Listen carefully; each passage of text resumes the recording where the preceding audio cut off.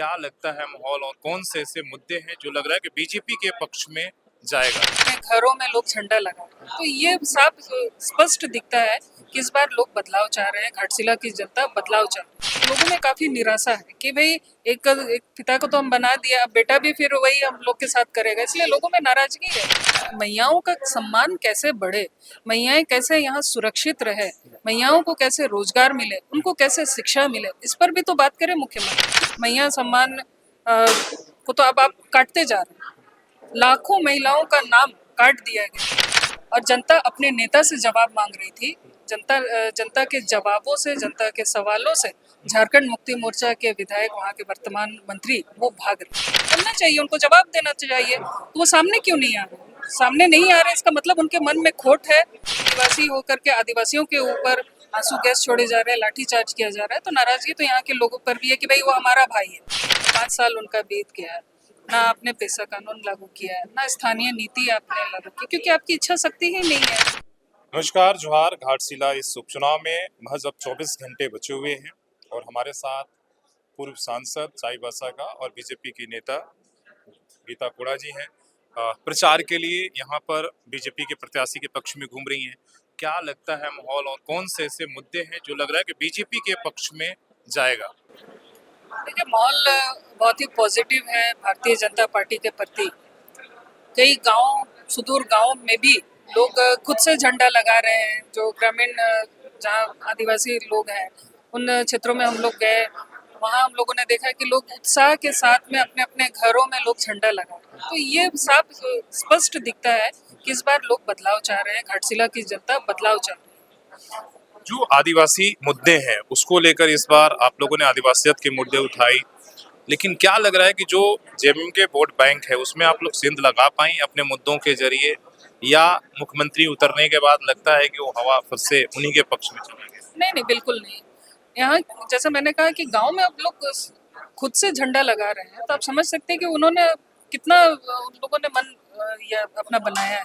पिछले कई वर्षों से लोग झारखंड मुक्ति मोर्चा के यहाँ विधायक थे, लेकिन आज भी यहाँ जो बुनियादी सुविधाएं, क्योंकि ये पिछले 6 वर्षों से हेमंत सोरेन मुख्यमंत्री हैं और झारखंड मुक्ति मोर्चा गठबंधन की सरकार है, लेकिन इतने वर्षों में भी सरकार बनने के बाद भी या उससे पहले से जो विधायक थे, जो यहाँ की बुनियादी सुविधाएं उस पर उनका बिल्कुल ध्यान नहीं है।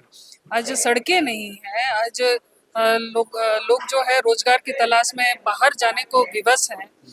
तो ये मूलभूत सुविधाएं भी आज यहाँ के लोगों को नहीं मिल रही, इसलिए लोगों में काफी निराशा है कि भाई एक पिता को तो हम बना दिया, अब बेटा भी फिर वही हम लोग के साथ करेगा, इसलिए लोगों में नाराजगी है। मैया योजना जो जेएमएम, जिसको लेकर विधानसभा चुनाव में कहा जा रहा है कि भाई पिछले बार बहुत बड़ा उनका काम किया, क्या लग रहा है उसके वजह से फिर वो एक तरीके से मतलब फीडबैक का वो गुड फील में है कि भाई मैया योजना जो है बड़ा काम करेगा आप लोगों के लिए, कहीं ना कहीं बीजेपी के नुकसान हो जा रहा है? बीजेपी जिस तरीके से वो मैया योजना के पैसे पहुंच जा रहे हैं महिला। नहीं नहीं, बिल्कुल नहीं। अ, सरकार के पास में बोलने के लिए और कोई योजना नहीं है, सिर्फ मैया योजना। भाई मैयाओं का सम्मान कैसे बढ़े, मैयाएं कैसे यहाँ सुरक्षित रहे, मैयाओं को कैसे रोजगार मिले, उनको कैसे शिक्षा मिले, इस पर भी तो बात करें मुख्यमंत्री। सिर्फ मैया सम्मान से काम चलने वाला नहीं है। मैया सम्मान को तो अब आप काटते जा रहे हैं। लाखों महिलाओं का नाम काट दिया गया है। तो ये लोगों में काफी, जो महिलाओं के बीच में काफी चर्चा का विषय भी है, काफी नाराजगी भी है। इसलिए आप देख रहे होंगे कि कई महिलाएं जो हैं अब खुलकर आ रही है, भारतीय जनता पार्टी के रैलियों में आ रही हैं, उनके जो मीटिंग्स है उस पर खुल के महिलाएं सामने आ रही हैं और अपनी नाराजगी भी व्यक्त कर रही हैं। और उन लोगों ने ये भी कह दिया कि भाई ये सिर्फ ठगने के लिए हम लोगों को मैया सम्मान दिया, इस पे तो अब नाम कटते जा रहे हैं। अभी हमारी चाईबासा के विधायक कह लें मंत्री से बात हो रही थी, चाईबासा घटना की हमने जिक्र किया। उन्होंने कहा कि भाई ये सब कुछ षड्यंत्र है और इसके पर्दे के पीछे कौन है उसका खुलासा हो जाएगा। चाईबासा की जो घटना हुई उसको किस तरीके से, इसलिए कि पूर्व सांसद होने के नाते और वहां से आप लोग जो मुद्दे करते किस तरीके से कि जो चाईबासा की जो घटना है, ये बहुत ही दुखद घटना है। वहाँ पर जो ये आंदोलन आम ग्रामीणों के द्वारा किया गया था, और ये एक दिन का कार्य नहीं था। पिछले कई वर्षों से, 1 साल 1.5 साल से लोग मांग कर रहे थे। अलग अलग सामाजिक संगठन, राजनीतिक संगठन सभी लोग ये मांग कर रहे थे कि नो एंट्री लागू किया जाए, क्योंकि इस एक वर्ष के अंदर ही 150 से ज़्यादा लोगों की मौतें हो गई सड़कों पर। किसी का भाई चला गया, किसी का पति चला गया, किसी के बच्चे चले गए, क्योंकि नो एंट्री जो लगाने की मांग लोग कर रहे थे उन क्षेत्रों में कर रहे थे जहाँ स्कूल है, कॉलेज है और डीसी ऑफिस भी। तो लोग अपने रोजमर्रा के काम के लिए वहाँ जाते हैं और उनको परेशानी होती है, इसलिए उन लोगों ने मांग किया। तो ये जो मंत्री हैं उनको ये स्पष्ट करना चाहिए था, बोलना चाहिए, क्योंकि उनके पास भी कई एक बार ग्रामीण गए, लेकिन कभी उन्होंने नहीं कहा कि अच्छा ठीक है जनहित में ये कार्य हम करेंगे। तो इसलिए लोगों की नाराजगी थी और लोग वहाँ आए अपनी बात को रखने। सीधे आरोप अब एक तरह से राजनीतिक है कि भाई ये सारा हथकंडा राजनीतिक है और राजनीति में उनके तरफ है। क्या बीजेपी पूरे आंदोलन के पीछे थी? जनता थी और जनता अपने नेता से जवाब मांग रही थी।